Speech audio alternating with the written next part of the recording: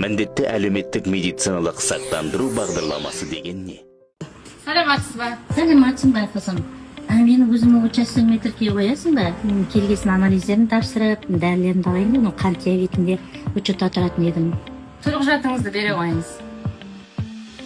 Апа, сіз сақтандырылмаған екенсіз. Қазір дәріңізді тегін алғаныңызбен алдағы жылдан бастап қаржыландыру міндетті әлеуметтік медициналық сақтандыру жүйесіне өтеді. Ол дегеніміз, сақтандырылмасаңыз тегін дәріңізді ала алмай қаласыз. Мысалы үшін қазір қандай дәрі аласыз? Жарден 25 миллиграмм дәрімді енді үзбей ай сайын алуым керек қызым. Енді қараңыз апа, сіздің дәріңіз 19 теңге тұрады. Оны 12 айға көбейтетін болсақ, 228 теңге шығады. Ал сіздің ай сайынғы төлеміңізді 12 айға көбейтетін болсақ, 51 теңгеге шығады.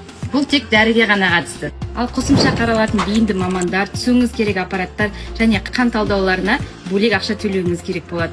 Жаңа есептеп көрсеткеніңізде, егер мәртебеңіз сақтандырылған болса, сізге әлде қайда тиімді болады. Жақсы қызым, түсіндім. Бұрын түсінбей жүр екенбіз. Енді қазір төлеп тастай қояйын. Жақсы апа, төлемді екі жолмен жасауға болады. Бірі Каспи мобильді қосымшасы арқылы, бірі Қазпоштаға өзіңіз аяқтай барып төлеуіңізге болады. Сізге қалай ыңғайлы? Жақсы қызым, онда өзің көрсетші бере ғой.